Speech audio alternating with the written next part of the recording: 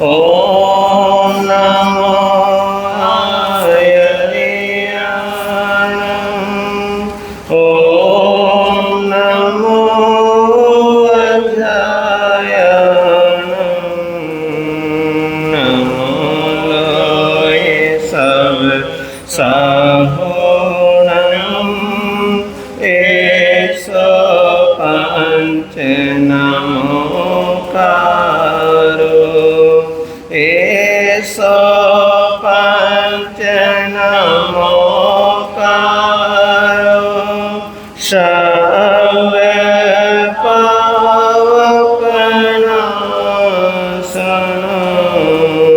mangalananch sabe sing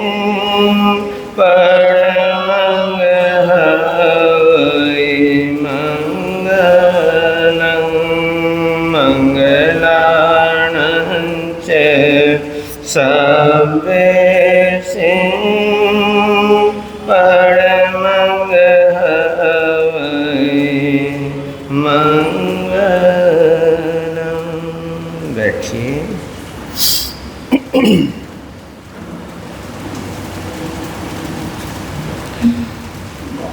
बोलिए शासनपति शरमन भगवान महावीर स्वामी की।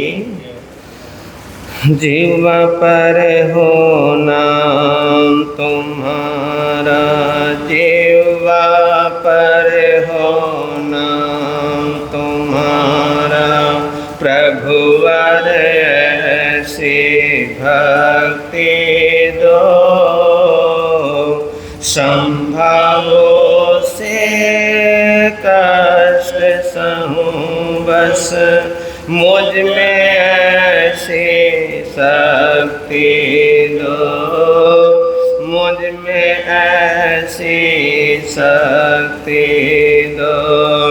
जीवा पर हो नाम तुम्हारा, जीवा पर हो नाम तुम्हारा, प्रभुवर ऐसी भक्ति दो, संभवो से कष्ट सहूं बस, मुझ में ऐसी शक्ति दो, मुझ में ऐसी शक्ति दो। किन जन्मों में कर्म किए थे, आज उदय में आए हैं, कष्टों का कुछ पार नहीं है, मुझ पर वो मंडराए हैं। किन जन्मों में कर्म किए थे, आज उदय में आए हैं, कष्टों का कुछ पार नहीं है, मुझ पर वो मंडराए हैं। डिगे नमन मेरा समता से, डिगे नमन मेरा समता से, चरणों में अनुरक्ति दो, संभावो से कष्ट सहूं बस, मुझ में ऐसी शक्ति दो। जीवा पर हो नाम तुम्हारा, जीवा पर हो नाम तुम्हारा, प्रभुवर ऐसी भक्ति दो, संभवो से कष्ट सहूं बस, मुझ में ऐसी शक्ति दो, मुझ में ऐसी शक्ति दो। कायिक दर्द भले बढ़ जावे, किंतु मुझ में शोभे न हो। रोम रोम हो पीड़ित मेरा, किंचित मन में शोभे न हो। कायिक दर्द भले बढ़ जावे, किंतु मुझ में शोभे न हो। रोम रोम हो पीड़ित मेरा, किंचित मन में शोभे न हो। दीन भाव नहीं आवे मन में, दीन भाव नहीं आवे मन में, ऐसी शुभ अभिव्यक्ति दो। संभावों से कष्ट सहूं बस, मुझ में ऐसी शक्ति दो। मुझ में ऐसी शक्ति दो। जीवा पर हो नाम तुम्हारा, जीवा पर हो नाम तुम्हारा। प्रभुवर ऐसी भक्ति दो। संभावों से कष्ट सहूं बस, मुझ में ऐसी शक्ति दो। मुझ में ऐसी शक्ति दो। आर्त ध्यान नहीं आवे मन में, दुख दर्दों को पी जाऊं। ध्यान लगा लो प्रभु चरणों में, हंस हंस कर मैं जी जाऊं। आर्त ध्यान नहीं आवे मन में, दुख दर्दों को पी जाऊं। ध्यान लगा लो प्रभु चरणों में, हंस हंस कर मैं जी जाऊं। रोने से न कष्ट मिटे, रोने से न कष्ट मिटे।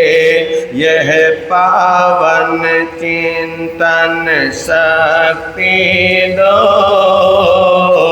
संभवों से कष्ट सहूं बस, मुझ में ऐसी शक्ति दो। रोने से न कष्ट मिटे, रोने से न कष्ट मिटे। यह पावन चिंतन शक्ति दो। संभवों से कष्ट सहूं बस, मुझ में ऐसी शक्ति दो। जीवा पर हो नाम तुम्हारा, जीवा पर हो नाम तुम्हारा। प्रभुवर ऐसी भक्ति दो। संभवों से कष्ट सहूं बस, मुझ में ऐसी शक्ति दो। मुझ में ऐसी शक्ति दो। महावेदना भले सतावे, ध्यान तुम्हारा ना छोड़ो। जीवन की अंतिम सांसों तक अपनी समता न छोड़ो। महावेदना भले सतावे, ध्यान तुम्हारा ना छोड़ो। जीवन के अंतिम सांसों तक अपनी समता न छोड़ो।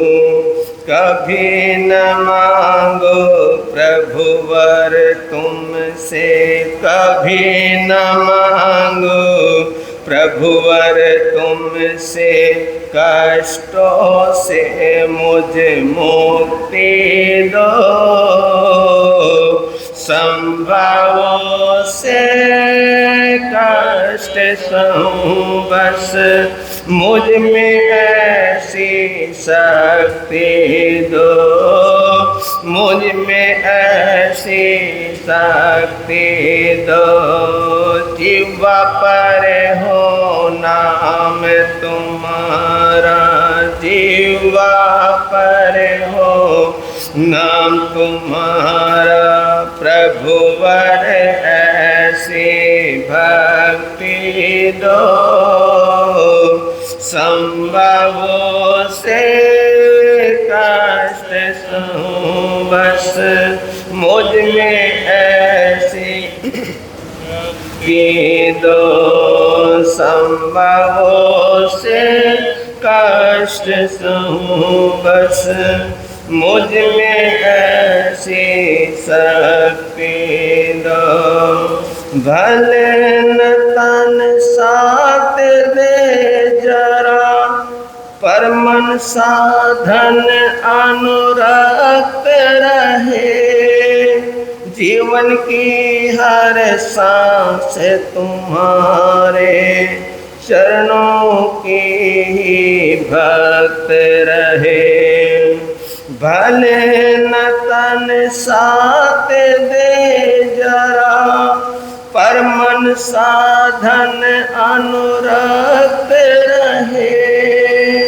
जीवन की हर सांस तुम्हारे चरणों की ही भक्त रहे।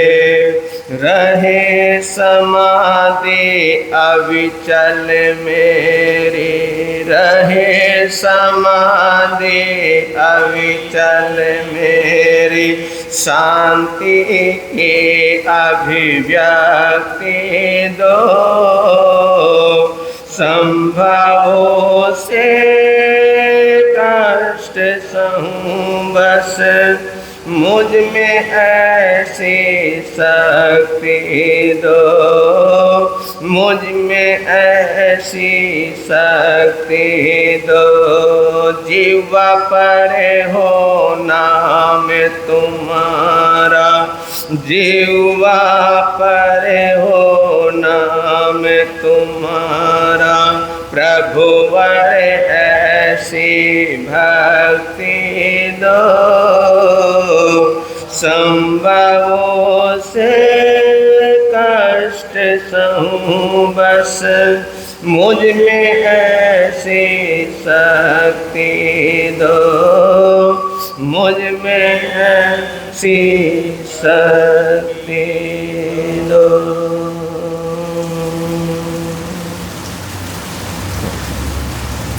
कर लेना पूरा, अगर हो सके तो मेरा गला बेकार हो गया।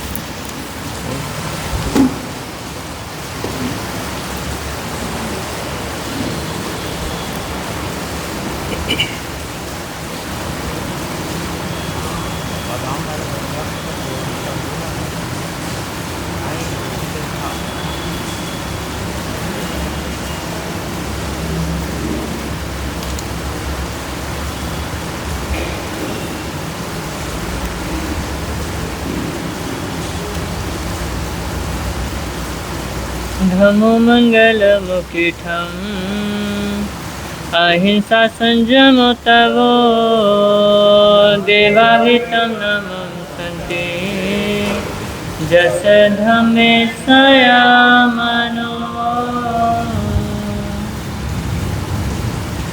जो स्वरूप समझे बिना पाया दुख, जो स्वरूप समझे बिना पाया दुख अनंत, समझाया वह पद नमन श्री सद्गुरु भगवन। समझाया वह पद नमन श्री सद्गुरु भगवन। सर्वप्रथम तिन्नानम तार्यानम शासनेश प्रभु परमात्मा श्रवण भगवान महावीर स्वामी जी के पावन से चरणों में कोटिशः वंदन कोटिशः नमन। समस्त गुरु भगवंतों के पावन से चरणों में पाठ पर विराजित मेरे आराध्य पूज्य गुटे के पावन से चरणों में कोटिशः वंदन कोटिशः नमन एवं अन्य मुनिवृंद तथा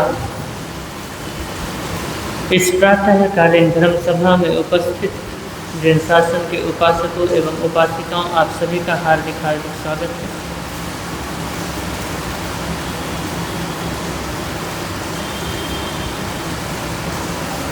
हम सभी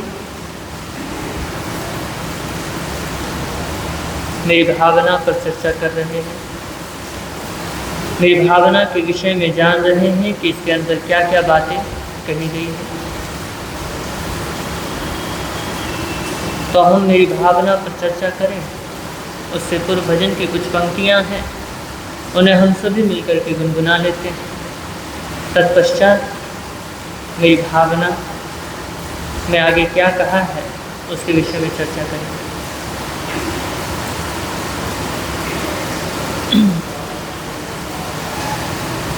पानी से नहाते हो, पानी से नहाते हो, सत्संग में नहाया करो। पानी से नहाते हो, सत्संग में नहाया करो। तन साफ बनाते हो, मन साफ बनाया करो। दुनिया को रिझाते हो, अपने गुरु को रिझाया करो। दुनिया को रिझाते हो,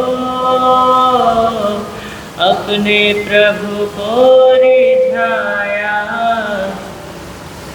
माला लई काट की धागे लई पिरो, माला लई काट की धागे लई पिरो।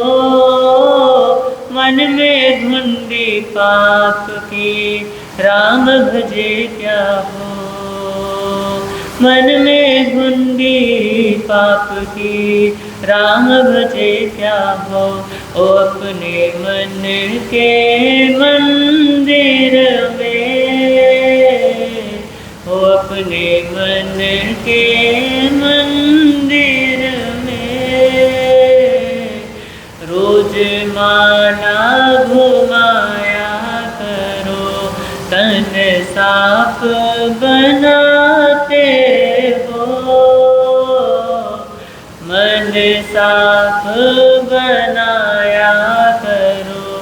दुनिया को रिझाते हो, अपने प्रभु को रिझाया। बाहर झाड़ू फेरता करता साफ मैदान। बाहर झाड़ू फेरता करता साफ मैदान। अंदर तेरे गंदगी कभी न दिया ध्यान, अंदर तेरे गंदगी कभी न दिया ध्यान, हो अपने मन के मंदिर में, हो अपने मन के मंदिर में। रोज झाड़ू लगाया करो, हो अपने मन के मंदिर में। रोज झाड़ू लगाया करो, तन साफ बनाते हो, मन साफ बनाया करो, पानी से नहाते हो, सत्संग में नहाया करो, दुनिया को रिझाते हो, अपने प्रभु को रिझाया करो, पानी से नहाते हो, सत्संग में नहाया। दीवे माही तेल है जो जगमग में आग, दीवे माही तेल है जो जगमग में आग, तेरा साईं तुझ में है, जाग सके तो जाग, तेरा साईं तुझ में है, जाग सके तो जाग, हो अपने मन के मंदिर में, हो अपने मन के मंदिर में। रोज दर्शन पाया करो, हो अपने मन के मंदिर में। रोज दर्शन पाया करो, तन साफ बनाते हो, मन साफ बनाया, दुनिया को रिझाते हो, अपने गुरु को रिझाया करो, दुनिया को रिझाते हो, अपने प्रभु को रिझाया करो, पानी से नहाते हो, सत्संग में नहाया।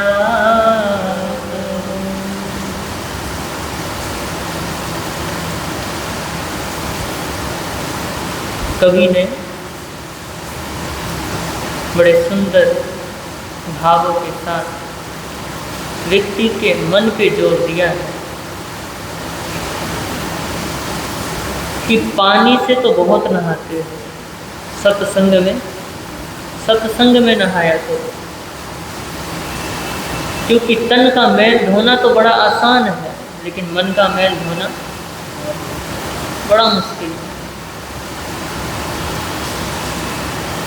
और दुनिया को रिझाते रिझाते ना जाने हमारा कितना समय बीत चुका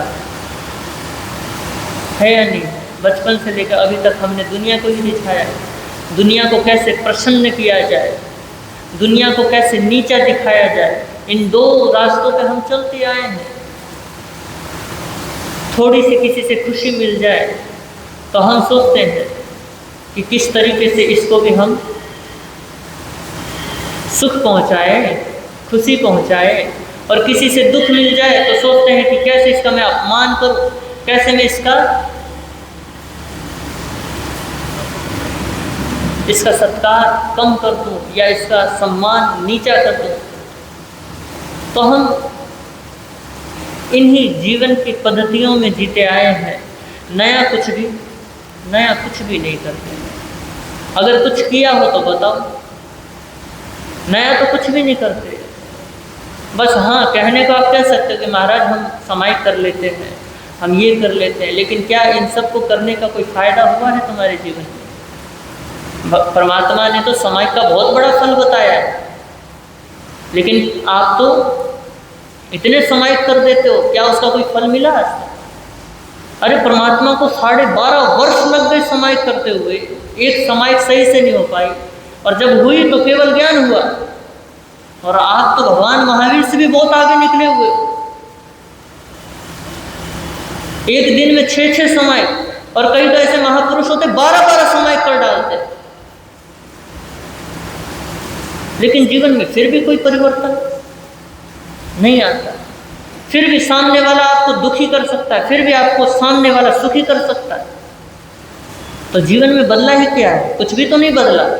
समाई का मतलब क्या है? समाई का मतलब है संभाव, ऐसी स्थिति जहाँ पे ना सुख का अनुभव हो रहा है ना ही दुख का अनुभव हो रहा है। कौन सुख दे रहा है इसका भी कोई चिंता नहीं, कौन दुख दे रहा है इसकी भी कोई चिंता नहीं। लेकिन आप समाई करने के बाद और कसाय भाव में वृद्धि कर जाते हो, समाई करते हो बस यहीं पे छोड़ जाते हो, घर जाकर के और वही क्लेश, वही चीज़ें। तो समाई करने का फायदा नहीं हुआ। और आप खुद को धार्मिक कहो, ऐसा भी ये भी सही नहीं है, बल्कि तुम झूठ का आवरण और क्या कर रहे हो? ओढ़ रहे हो कि हम धार्मिक हैं। भैया धार्मिक ऐसा नहीं होता। धार्मिक कुछ नया करता है, धार्मिक सत्य को खोजता है कि आज तक जो मैंने किया है क्या उसमें कुछ बदलाव आया है, या वही करता आया हूँ जो दुनिया कर रही है। और देखना टटोल करके कि हम वही करते हैं, उसके अलावा कुछ नहीं करते। वही क्रोध करना, वही मान करना, वही लोभ करना, वही ईर्ष्या में जलना, वही लड़ना, वही झगड़ना, वही द्वेष करना। इसके अलावा कभी जीवन में आया कि प्रेम कर लूँ मैं किसी से? प्रेम की जगह राग करते हैं। क्या करते हैं? राग करते हैं। और जो राग करता है वो द्वेष भी जरूर करेगा। कभी ये भाव नहीं आते कि मैं मैत्री भाव स्थापित करूं संसार के प्रति, जितने भी समस्त प्राणी हैं सभी प्राणी के प्रति मैं मैत्री भाव स्थापित करूं। ऐसे कभी भाव ही पैदा नहीं होते। कभी ये भी भाव नहीं होते कि मैं ध्यान अवस्था में बैठूं, मैं किस लिए जन्मा हूं, किस लिए मुझे ये जीवन मिला है, और ये जन्म मरण कब से चल रहा है। क्या मैं अभी जन्मा हूं तो मरने वाला भी हूं, और मरने वाला हूं तो कहाँ जाने वाला हूं? ये सवाल ही पैदा नहीं होते। और कहते हैं कि हम क्या करेंगे, हम धार्मिक हैं। धार्मिक ऐसा नहीं होता, धार्मिक खोजी होता है। क्या होता है? धार्मिक खोजी होता है, सत्य का खोजी होता है। वो सिर्फ मान करके बैठ नहीं जाता आपकी तरह, खोजता है कि क्या ये है तो क्यों है, किस लिए है।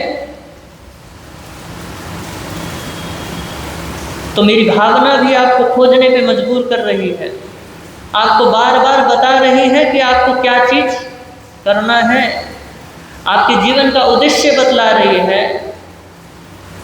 लेकिन मेरी भावना तो आपने सिर्फ पढ़ा है। हमने भी पढ़ा है, आपकी बात क्यों करूं, हमने भी पढ़ा है, लेकिन कभी उस पर प्रयास नहीं होता। अरे साधु संत तो बहुत महिमा गाते हैं मेरी भावना की, मेरी भावना का पाठ भी कराते हैं, करते हैं। क्या उनके अंदर से अहंकार निकल गया? क्या उनके अंदर से ईर्ष्या निकल गई? क्या उनके अंदर से क्रोध? आप कहोगे कि महाराज अब क्या करें, आप अगर क्रोध त्याग चुके होते तो अभी तक तो आप केवली हो चुके होते, अगर आप कषाय त्याग चुके होते तो केवली हो चुके होते। लेकिन एक शब्द परमात्मा ने दिया, पुरुषार्थ। क्या हम पुरुषार्थ नहीं कर सकते? संतों को कहा कि पुरुषार्थ करो, लेकिन पुरुषार्थ तो कहीं और ही लगा हुआ है। पुरुषार्थ कहाँ लगा हुआ है? ईर्ष्या करने में लगा हुआ है, क्रोध करने में लगा हुआ है, मान करने में लगा हुआ है। तो ये पुरुषार्थ कोई सही जगह नहीं लग रहा हमारा। कहाँ लग रहा है? गलत कार्य में लग रहा है। और ये सिर्फ साधु संतों की बात नहीं, आपकी भी बात है कि आप भी उसी चीज़ में वृद्धि करते हो, उसी चीज़ में पुरुषार्थ करते हो कि संसार कैसे बढ़े, है ना। संसार बढ़ाने का मतलब ये है कि आप कहते हो कि गुरु महाराज क्या करें, हमारे बच्चों की शादी नहीं हो रही है, आप क्या करा दो? कहते हो नहीं कहते? अधिकतर बैठे होंगे यहाँ पे, कहते भी हैं महाराज को, और कह करके सोचते हैं कि महाराज क्या कराएंगे, शादी कराएंगे। लेकिन भैया एक बात सोचने वाली है कि जिसने खुद की शादी नहीं कराई वो आपके बच्चों की शादी कैसे कराएगा। और देखिए, और साधु अगर ऐसा करता है कि किसी का संबंध किसी के साथ जुड़वाता है तो वो भी संसार में वृद्धि कर रहा है, दूसरों को तो करवा रहा है, अनुमोदना भी कर रहा है और खुद भी कर रहा है। तो इसमें आप ये मत समझना कि बहुत धर्म का कार्य हो रहा है। ये धर्म का कार्य नहीं हो रहा है, ये धर्म के नाम पर एक अपनी ही कमाई चल रही है, अपना ही धंधा चल रहा है। कि महाराज के पास गए थे, गुरु महाराज की बड़ी कृपा है, मेरे बच्चों की शादी करवा दी। बच्चे नहीं हो रहे थे, बच्चे क्या हो गए हैं बोलो। ये मैंने देखा है अपनी नज़रों से। गुरु महाराज के पास आते हैं ना, कई बार लोग बोलते हैं, गुरु महाराज तो क्या कर देते हैं, टाल देते हैं। लेकिन जब सुनता हूँ तो बड़ा आश्चर्य होता है कि भगवान महावीर के ये अनुयायी हैं, ऐसे अनुयायी हैं जो संतों से क्या बोलते हैं कि गुरु महाराज शादी करवा दो, है ना, ये चीज़ करवा दो, कोई मंत्र दे दो, कोई तंत्र दे दो। और देख लेना, जो मंत्र तंत्र देते हैं ना, उनके पास सबसे ज़्यादा भीड़ लगी होती है। और ये भी कोई धर्म का कार्य नहीं है। तो हम जा कहाँ रहे हैं, किधर जा रहे हैं, हमारा जीवन किधर की ओर भाग रहा है। आप अगर देखोगे तो आप सिर्फ ये देखोगे कि भैया मैंने खोजा तो किसको खोजा है, सुख को ही खोजा है। लेकिन खोज कहाँ रहे हैं, गलत जगह खोज रहे हैं। तो बताओ, अगर गलत जगह खोजोगे तो मिलेगा। आपने वो बुढ़िया की कहानी तो सुनी है, सुई वाली, कि कुटिया में क्या कर रही थी, कपड़े सिल रही थी। और उस सुई को सिलने के बाद जैसे ही धागा तोड़ा है, एकदम से सुई क्या हो गई, गिर गई। और उसको ढूंढने के लिए कहाँ पहुंची है, बाहर पहुंची है। और युवक आया, उसने कहा कि माता क्या हो गया है, क्या खोज रहे हो। बोले कि सुई गुम हो गई है। वो बेचारा युवक भी क्या हो गया जी, ढूंढने के लिए वो भी साथ में लग गया। ऐसा होता है, आप भी ढूंढते हो ना तो साधु संत भी लग जाते हैं, वैसे ही जैसे वो युवक लगा हुआ है ढूंढवाने के लिए कि हाँ चलो तुमको यहाँ मिलेगा सुई। पूछा भी नहीं कि किस लिए, कहाँ घुमा, किस जगह घुमा, है ना। तो वो लग गए वो भी खोजने। और फिर बाद में जब थक हार गए तो पूछा कि माता जरा बताओ कि सुई गिरी कहाँ थी। तो माता ने क्या बोला, अरे सुई तो कुटिया में गिरी थी लेकिन वहां प्रकाश नहीं था, तो यहाँ कहाँ ढूंढ रही हो मैं। बाहर लाइट थी, बाहर प्रकाश था, तो यहाँ ढूंढ रही। और युवक ने भी माथा ठोक लिया, बोला कि जब गिरी वहां है सुई तो ढूंढ यहाँ क्यों रहे, वहां ढूंढो ना। और फिर सुई क्या हो गई थी, मिल भी गई। तो ऐसी अवस्था है हमारी, हम ढूंढते ही गलत जगह है। तो मिलेगा कहाँ से। तो मेरी भावना आपको सही रास्ता दिखा रही है, आपको ही नहीं सभी को, हमको भी। ये सिर्फ श्रावकों के लिए ही नहीं लिखी गई है, ये साधु संतों के लिए भी लिखी गई है। इसमें कोई भेदभाव नहीं है कि इसे सिर्फ साधु पढ़े या गृहस्थ ही पढ़े। अगर ये मेरी भावना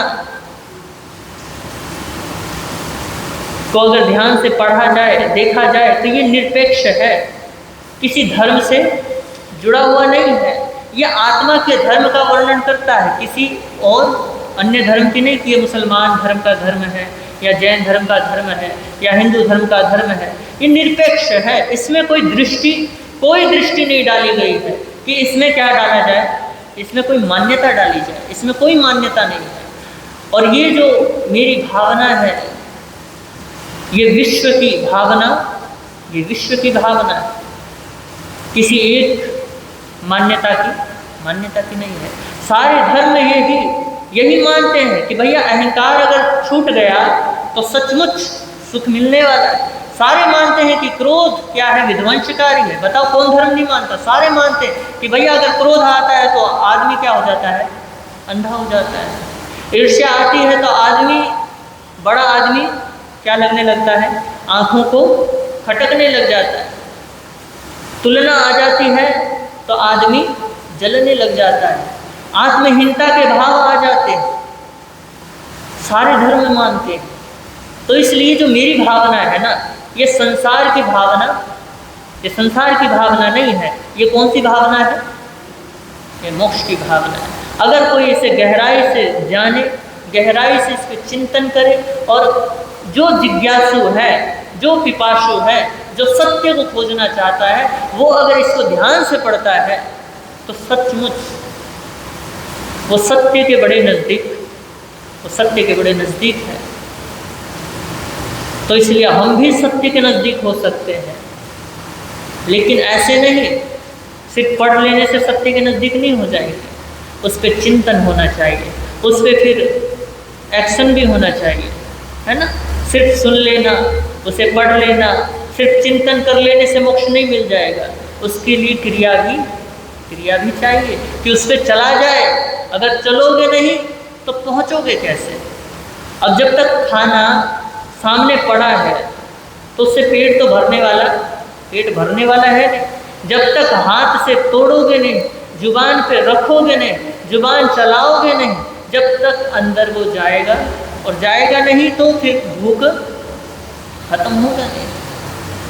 तो इसलिए क्रिया भी जरूरी है, चिंतन भी जरूरी है। इसलिए परमात्मा ज्ञान और क्रिया दोनों का समन्वय कहते हैं कि ज्ञान के साथ क्रिया भी होनी चाहिए। अगर ज्ञान है और क्रिया ना हो, सिर्फ चिंतन करके आप जैसे आप हो, आप सिर्फ ज्ञान है आपको कि भैया मोक्ष कैसे मिल सकता है, ऐसी बात नहीं है आपको। हम मेरे से ज़्यादा पता होगा, मैं यहाँ चाहे कितना ही बोलूँ, लेकिन आपको मेरे से ज़्यादा पता होगा। लेकिन सिर्फ वो ज्ञान है, क्रिया नहीं। और मुझे ना पता हो और मैं आपसे ज़्यादा क्रिया करूँ, जो परमात्मा ने बताया है उस पर चिंतन ना कर, सिर्फ क्रिया करता जाऊँ, तो उससे भी कल्याण होने वाला नहीं। तो ज्ञान और क्रिया दोनों का समन्वय चाहिए। तो एक बार मेरी भावना को दोहरा लेते हैं।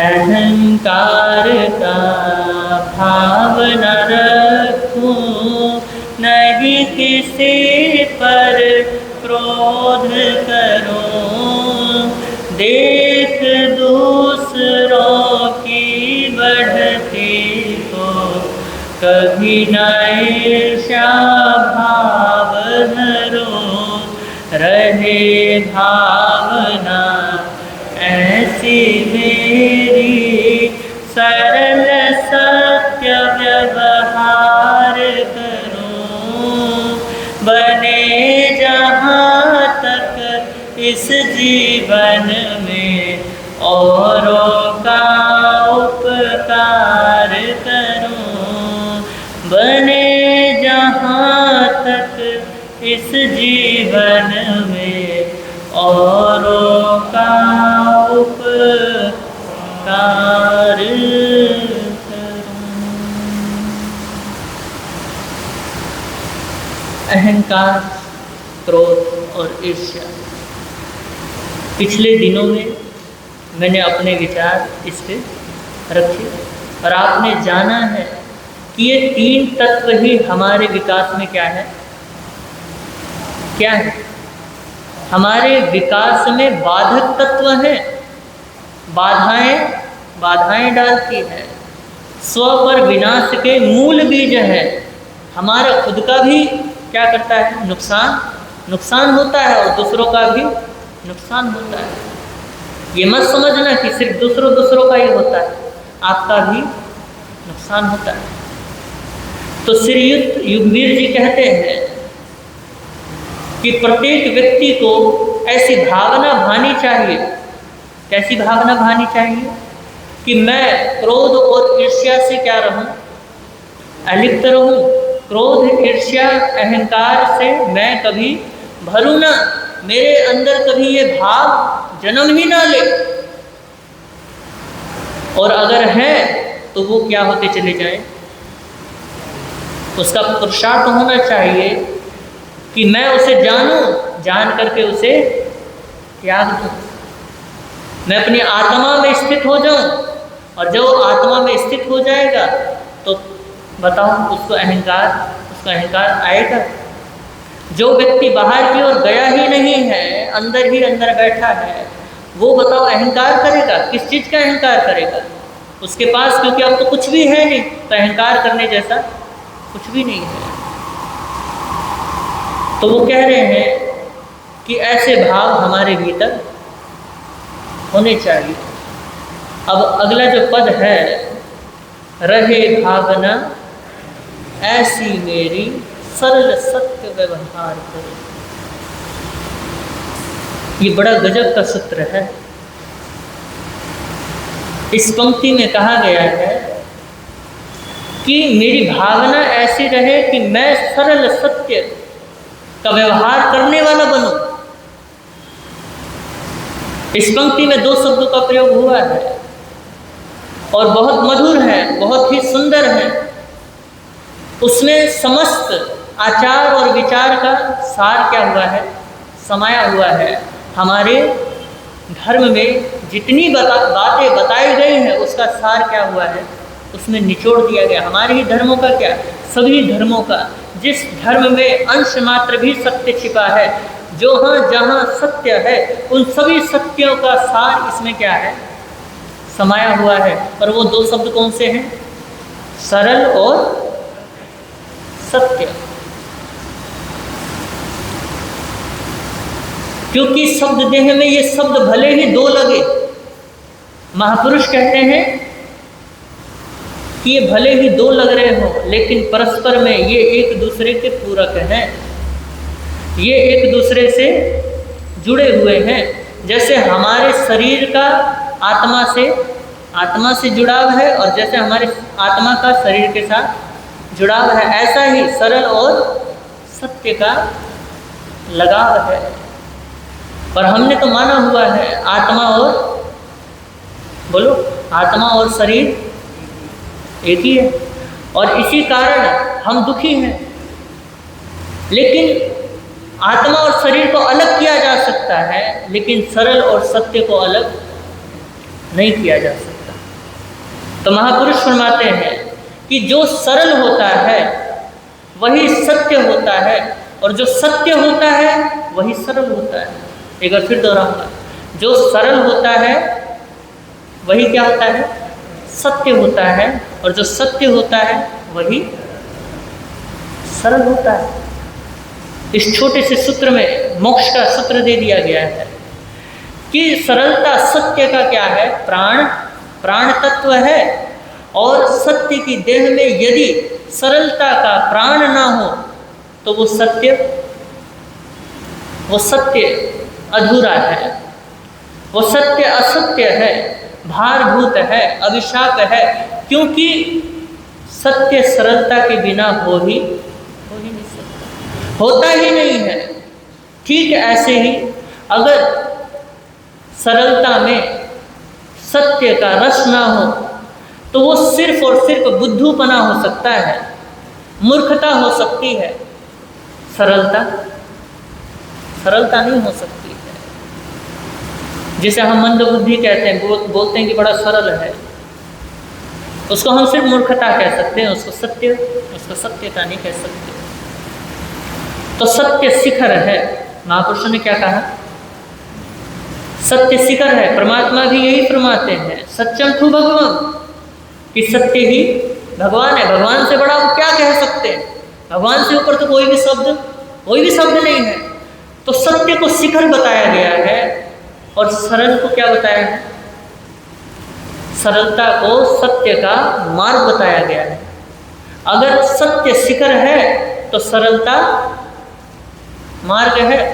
और कहते हैं जहाँ मार्ग और मंजिल का मिलन होता है वहीं पर सरल सत्य का जन्म होता है, वहीं पर परमात्मा उपलब्ध होता है, वहीं पे सत्यता क्या होती है?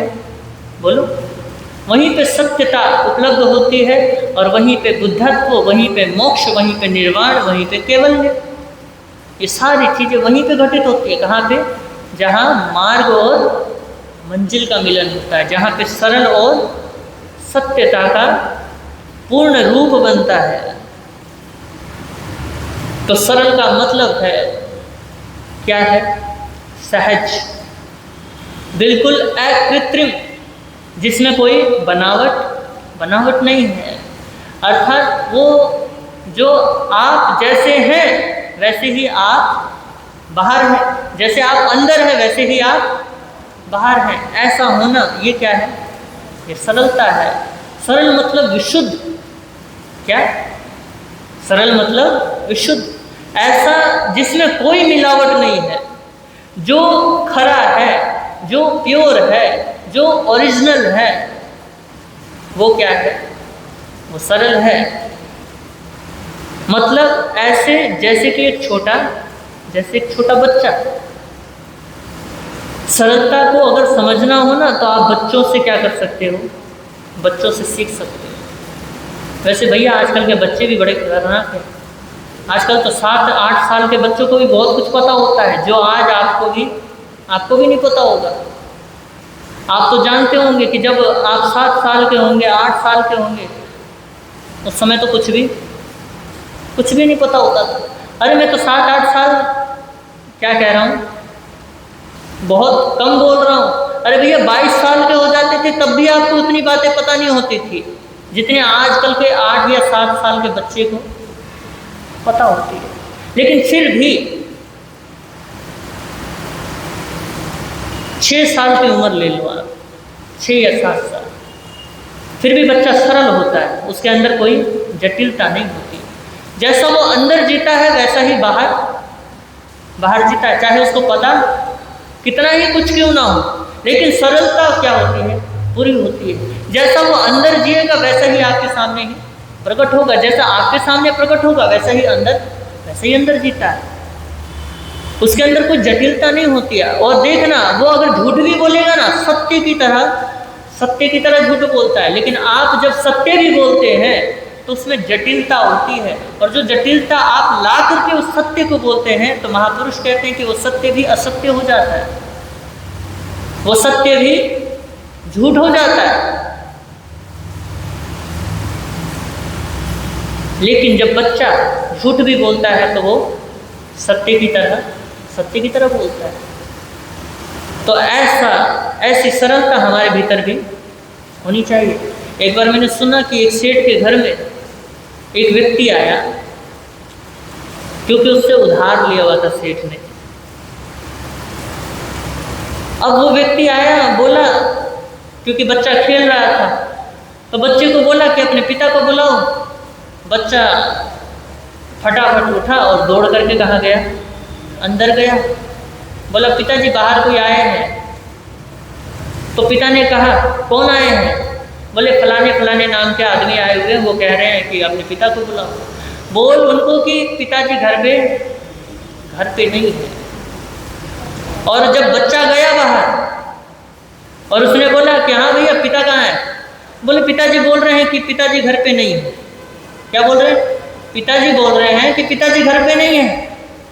तो ऐसी सरलता, सत्यता अपने आप ही प्रकट हो गई कि बच्चा क्या कह रहा है। और सिखाते भी हम ही हैं कि झूठ कैसे बोला जाता है। और आपको आपके माता पिता ने सिखाया झूठ बोलना, आप अपने बच्चों को सिखाते हो झूठ बोलना। देखना आप, क्योंकि आप ही सिखाते, आप बोलते तो हो बच्चों को कि बच्चा झूठ नहीं बोलना, कुछ भी नहीं छुपाना, लेकिन बड़ा होते होते वो बच्चा झूठ बोलना कैसे सीख जाता है? आपने कभी गौर किया? वो झूठ बोलना आपसे ही सीखता है, समाज से ही सीखता है। जो भी व्यक्ति जिससे जुड़ा है, जो भी व्यक्ति है ना, जो व्यक्ति झूठ बोलता है, आदमी प्रभावित बहुत जल्दी होता है और उस संस्कार के कारण जल्दी से उसको कैच करता है। और फिर बोलते हैं कि भैया हमें क्या सिखाना है? बच्चों को सत्य सिखाना है। लेकिन बच्चों को आज तक आपने सत्य सिखाया है? कह दोगे आप कि हाँ महाराज हम माँ बाप हैं, हम गलत कैसे सिखा सकते? लेकिन अधिकतर आपने गलत ही सिखाया है, तभी तो ये जिन शासन का हाल है। पहले जो श्रावक और श्राविकाएं होती थी वो अपने बच्चों के संस्कार पे बड़ा ध्यान रखते थे। मैंने सुना है यहाँ पे करोल बाग में उषा जैन जी हैं। जब उनके बारे में मैंने सुना तो बड़ा आश्चर्य हुआ। हम जब गोचरी लेने जाते हैं तो बड़ा दिल प्रसन्न होता है। उनका एक छोटा सा बच्चा है, ज़्यादा बड़ा भी नहीं होगा, 5 या 6 साल का होगा, लेकिन श्रद्धा देखोगे तो बड़े आदमी का श्रद्धा भी फैल है उसके सामने। आपको अगर कहा जाए ना, आप जब आहार बहराते हो, कहते हो कि महाराज जी ये ले लो, और हम कहते कि नहीं नहीं, आप ज़्यादा से ज़्यादा 3 बार पूछोगे, 4 बार पूछोगे, लेकिन वो बच्चा तो पीछे ही पड़ जाता है। नहीं महाराज, आपको क्या करना पड़ेगा, लेना पड़ेगा। अगर नहीं लोगे तो दरवाज़ा बंद हो जाएगा। और उस बच्चे के लिए उन्होंने अपना काम क्या कर दिया, काम तक छोड़ दिया है। और कोई 20-25 हज़ार की नहीं, लाखों की कमाई छोड़ करके उन्होंने अपने बच्चे को संस्कार देने के लिए उन्होंने काम को छोड़ दिया। तो ये होता है धर्म संस्कार सिखाना। तो पहले के श्रावक श्राविकाएं अपने बच्चों को खाना भी, नाश्ता भी तभी देते थे जब तक बच्चा नौकार मंत्र ना पढ़ ले। बताओ आज बच्चों को आप नौकार मंत्र पढ़ना बोलते हो? बोलो, आप तो बड़े बुजुर्ग बैठे हो, आप तो ज़्यादा ही धार्मिक हो, तो आपको तो बोलना चाहिए। क्या बच्चे आपके सुनते हैं? नहीं सुनते हैं। तो क्यों नहीं सुनते? आपकी ही गलती रही है, क्योंकि आपने उनको सुनना सिखाया ही नहीं है, सुनाना सिखाया है। क्या सिखाया है? सुनाना सिखाया है। आप क्योंकि आप सुनाते हो, वो आपको देखते हैं तो सोचते हैं कि जब ये सुनाते हैं तो हम भी सुनाएंगे, तो फिर उसके बाद वो आपकी भी नहीं सुनते। तो पहले के श्रावक श्राविका नाश्ता भी तभी देते थे, क्योंकि मैंने सुना है बड़े से बुजुर्गों से। और ये महाराष्ट्र में अभी भी ये संस्कार पद्धति है। बच्चे अगर स्कूल जा रहे हैं, स्कूल जाने से पहले महाराज का मंगल पाठ सुनते हैं। यहाँ पे कितने बच्चे आते हैं सुबह स्कूल जाने से पहले, कितने बच्चे आते हैं यहाँ पे कॉलेज जाने से पहले। वहाँ स्कूल के ही नहीं, वहाँ कॉलेज के बच्चे भी, जवान बच्चे भी आते हैं। कोई बूढ़े बुजुर्ग ही धर्म सभा में नहीं होते। वहाँ देख लेना आप, धर्म सभा में जवान ज़्यादा होते हैं। और हमारे धर्म सभा में बताओ, उत्तर भारत में जवान ज़्यादा होते हैं या बुजुर्ग? जिन्होंने भैया अपनी जवानी जी ली वो धर्म स्थान में आ जाते हैं। जिनको जरूरत है, जो धर्म को चला सकते हैं, वो तो धर्म स्थान में आते ही नहीं हैं। आप देखो, जिन शासन के अंदर जितने भी साधु हैं, साध्वी हैं, सारे यंग ब्लड हैं, वो तो समय के अनुसार वो बुजुर्ग हो गए, लेकिन जो भी दीक्षा लेता है कोई बुजुर्ग लेता है। हम यहाँ बैठे हुए हैं सारे, कोई बुजुर्ग दिख रहा है आपको? कोई बुजुर्ग नहीं है। तो जिन शासन चलेगा तो किससे चलेगा? जवानी से चलेगा भैया। धर्म भी जवान तभी रहता है जब उसके साथ ऊर्जा जुड़ी हो, और ऊर्जा ना जुड़ी हो तो धर्म तो बूढ़ा होगा ही होगा। और आज धर्म के अंदर कटौती अगर आई है, धर्म अगर नीचे गिरा है, अगर शासन में कमी आई है, तो वो इसी भावना की वजह से आई है, इसी कारण से आई है कि हम सोचते हैं कि धर्म ध्यान हम कब करेंगे? बुढ़ापे में करेंगे। और रही सही जो बातें थी, आपने ये सोचा, आपकी अलग बात है, लेकिन फिर आपने जो यहाँ पे किया, यहाँ पे जो सीखा, आपने जा कर के उसको क्रिया में नहीं उतारा। तो जवान बच्चों ने क्या देखा कि जब इनके अंदर ही प्रभाव नहीं पड़ा तो हमारे ऊपर, हमारे जीवन में क्या बदलाव ला सकते हैं, क्या कर सकते हैं ये। तो इसलिए धर्म के अंदर जवान कम होते हैं, यही कारण है, और कोई कारण नहीं है। तो बच्चों को भी झूठ बोलना हम ही सिखाते हैं। ये बात सदैव ध्यान रखना। बच्चे अपने आप झूठ बोलना नहीं सीख जाते। अगर झूठ बोलना सीख जाते तो बचपन में ही वो जो सरलता वाला झूठ है ना, वैसा झूठ नहीं बोलते, क्योंकि जैसे जैसे बड़े होते जाते जटिलता बढ़ती ही चली जाती है। उस झूठ को इस तरीके से बयां करते हैं कि फिर पता ही नहीं चलता कि सच बोल रहे हैं या झूठ। तो महापुरुष कहते हैं कि बालक से सीखिए, कि सत्यमय जीवन कैसा जिया जाता है, आनंदमय जीवन कैसे जिया जा सकता है। बच्चे अगर आनंदित हैं, बच्चे अगर खुश हैं, तो इसके पीछे और कोई कारण नहीं है। कारण क्या है?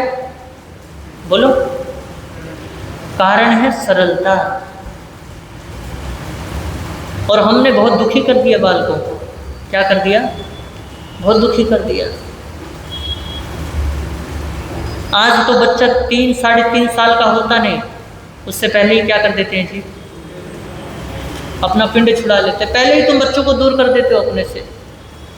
फिर जब आप बुजुर्ग होते बच्चे फिर वापस, जब बचपन से आपके साथ लगाव नहीं है तो बुढ़ापे में जरूर लगाव होगा। बच्चा देखना, पहले की पद्धति हुआ करती थी 8 या 9 वर्ष।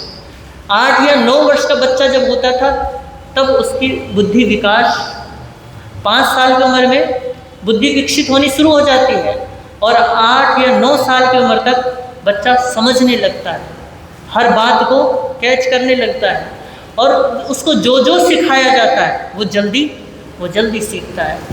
और आप तो 3.5 वर्ष की उम्र में ही उसको क्या कर देते हो? स्कूल भेज देते हो। बेचारे का बुद्धि अभी विकसित ही नहीं हुआ है। अभी तुम्हारे प्रति तो उसका मातृत्व भाव है ना, कि तुम मेरी माता हो या तुम मेरे पिता हो, ये भाव ही पैदा नहीं हुए ढंग से, और आपने उसको स्कूल भेज दिया। फिर वो ऐसी ही संगति में पलता है, ऐसी ही रंगति में रहता है। फिर आप बोलते हो कि महाराज बच्चे हमसे बहुत दूर हो गए। तो पहले ऐसी पद्धति हुआ करती थी कि 8.5 साल या 9 वर्ष की उम्र में गुरुकुल में बच्चों को डाला जाता था।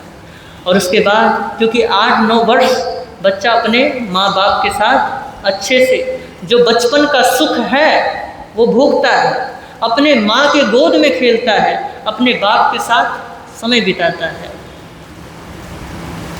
फिर उसके बाद तभी तो इतने बड़े बड़े इतिहास आप पढ़ते हो, तभी तो आपके पास इतने सारे इतिहास के पन्ने हैं, नहीं तो ये इतिहास के पन्ने ना होते। आज के समय में इतिहास के पन्ने कौन लिखेगा? आज का इतिहास कोई लिखने वाला नहीं है कि भैया ऐसे ऐसे बच्चे हुए हैं, ऐसे ऐसे बालक हुए हैं। सिर्फ उनके ही लिखे जाएंगे जो वैसी जीवन पद्धति इस समय अपनाएंगे। तो बच्चा सरल है, सुखी रहता है, आनंदित रहता है, सरलता के कारण ही रहता है। और हमारे अंदर कुटिलता है, जटिलता है, उलझाव है, इस वजह से हम दुखी रहते हैं। वो सरल है इसलिए क्या है? इसलिए आनंदित है, और कोई कारण नहीं है। क्योंकि बालक के मन में स्वर्ग की कोई आकांक्षा नहीं होती है, कोई नर्क की भी आकांक्षा नहीं होती। उसको पता भी नहीं होता कि नर्क क्या होता है, स्वर्ग क्या होता है। वो तो हम हैं जो उनके दिमाग में ऐसा बैठाते हैं, ऐसा हम बताते हैं। और ना ही उनके अंदर कोई मोक्ष की आकांक्षा होती है। फिर भी वो कितने आनंदित रहते हैं, और वो सिर्फ और सिर्फ सरलता के कारण ही होते हैं। और देखना, बच्चे सत्य के बड़े नज़दीक होते हैं। क्यों होते हैं? क्योंकि उनके अंदर कोई मान्यता नहीं होती है। उसके लिए कोई धर्म, जैसे आपने बांट रखे जैन, बौद्ध, ईसाई, उसके लिए कोई धर्म मायने नहीं होता। वो हर व्यक्ति के साथ मिलजुल करके रहना जानता है। आप मिलजुल करके नहीं रह सकते। आपके साथ कोई आ करके बैठ जाए, इस धर्म सभा में कोई नॉन जैन आके बैठ जाए, अभी देखना हलचल शुरू हो जाती है। क्यों हो जाती है? आपकी मान्यताएं ऐसी हैं, और ये जो मान्यताएं हैं ना, आपको सत्य से दूर करती है। और आप सोचो कि हम सत्य के ठेकेदार हैं, तो आप सत्य के ठेकेदार हो ही नहीं सकते। और अगर मान रहे हो तो ये पतन का कारण है। ये आप नहीं बोल रहे, आपका अहंकार बोल रहा है। आपके अंदर वो जो संप्रदायवाद है वो बोल रहा है। तो बच्चा इसलिए खुश रहता है क्योंकि उसके अंदर कोई मान्यता नहीं होती। आपके अंदर इतनी चिंताएं होती हैं कि स्वर्ग कैसे मिले, आपके अंदर इतनी चिंताएं होती हैं कि कहीं मैं जीव को मार दूं तो नर्क ना मिल जाए, है ना। हर चीज में आप चिंताओं को डाल देते हो। आपको कोई अपना कल्याण का नहीं पड़ा है, आपको तो सिर्फ अपने सुख का पड़ा है। और जो सुख जो है ना, जिस सुख के लिए आप दौड़ते हो, वो सुख आप सिर्फ संसार के लिए बटोरते हो, अपने कल्याण के लिए नहीं बटोरते हो। परमात्मा का संदेश केवल और केवल इतना ही है कि तुम अपने कल्याण के लिए क्या करो, पुरुषार्थ करो। तुमने तो आज तक सुख ढूंढा ही है, क्यों नहीं ढूंढा है, अब भी ढूंढ ही रहे हो। तो क्या वो सुख आपको उपलब्ध हुआ? नहीं हुआ। वो कह रहे हैं परमात्मा कि भैया आप क्या करो, पहले अंदर ढूंढो। क्या करो? अंदर ढूंढो। बाहर तो बाद में ढूंढने जाना, लेकिन एक बात ध्यान रखना, अगर तुम एक बार अंदर ढूंढने गए तो फिर बाहर ढूंढने की आवश्यकता नहीं पड़ती। जिस व्यक्ति ने, जिस बुद्ध पुरुष ने अंदर एक बार डुबकी लगाई है तो फिर बाहर वो आया ही नहीं है। आवश्यकता ही नहीं पड़ी कि बाहर अब क्या करें, बाहर ढूंढे, क्योंकि उन्हें पता चल गया कि आनंद तो मेरे भीतर ही था, खोया ही कब था, बस ढूंढ क्या रहा था मैं, गलत जगह ढूंढ रहा था। उस माता की तरह सुई क्या कर रहा था मैं, गलत जगह ढूंढ रहा था। तो हमारा प्रयास क्या होना चाहिए कि हम क्या बने, हम सरल बने। क्योंकि ईसा मसीह से पूछा गया, सवाल किया गया कि जीसस आप जरा बताएंगे कि स्वर्ग का अधिकारी कौन है। बैठे हुए थे बहुत सारे लोग, पास में एक बच्चा भी बैठा हुआ था। जीसस उठे, उस बच्चे को कंधे पे क्या कर लिया, कंधे पर बैठा लिया और सभी के सामने उद्घोषणा कर दी कि स्वर्ग का अधिकारी ये बच्चा है। कहने का तात्पर्य इतना ही है, संदेश इतना ही है कि ये जो बच्चा है ये इतना सरल है कि ये स्वर्ग का अधिकारी बन सकता है। ऐसी ही सरलता हमारे भीतर भी उतरे। और जब आपके भीतर बालक जैसी सरलता आ जाती है तो महापुरुष भी कहते हैं कि आप भी स्वर्ग के अधिकारी बन सकते हैं। आपको कोई अलग से फिर पुरुषार्थ करने की जरूरत नहीं है। आप एक बार सरल होकर के देखो, अपने आप पुरुषार्थ होना शुरू हो जाएगा, धर्म कार्य में प्रवृत्ति होने लग जाएगी। आप अगर कुटिलता के साथ भी अगर धर्म करोगे ना, वो आपका धर्म नहीं है, वो आपका अधर्म है। क्योंकि कुटिलता, माया के साथ जो भी धर्म करोगे वो दो कौड़ी का भी नहीं रहेगा। परमात्मा का यही कहना है कि भाव को शुद्ध से शुद्ध करते चले जाओ। यही तुम्हारी सत्य की पिपाशा होगी, यही तुम्हारे सत्य उपलब्ध हो सकता है। तो समय हो गया है। इन्हीं शब्दों के साथ ओम शांति। इसके विषय में हम फिर क्या करेंगे, चर्चा करेंगे। आगम विरुद्ध कुछ कहा गया हो तस्मै क्षामि दुक्कडम। आप सभी ने मुझे बड़े प्रेम के साथ सुना, इसके लिए बहुत बहुत अनुग्रहित।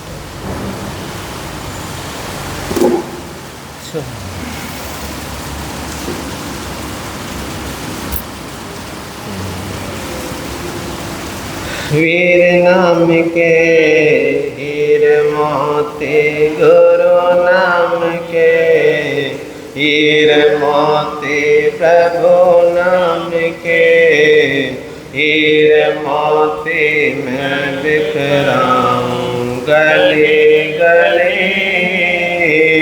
ले लो रे कोई राम का प्यारा, शोर मचाऊं गली गली। ले लो रे कोई गुरु का प्यारा, शोर मचाऊं गली गली।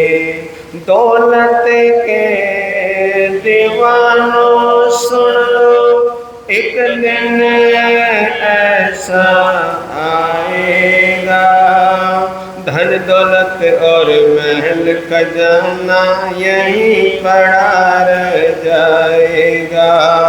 अरे धन दौलत और महल खजाना यहीं पड़ा रह जाएगा। सुंदर काया मिट्टी बनेगी, सुंदर काया मिट्टी बनेगी, चर्चा होगी गने गने।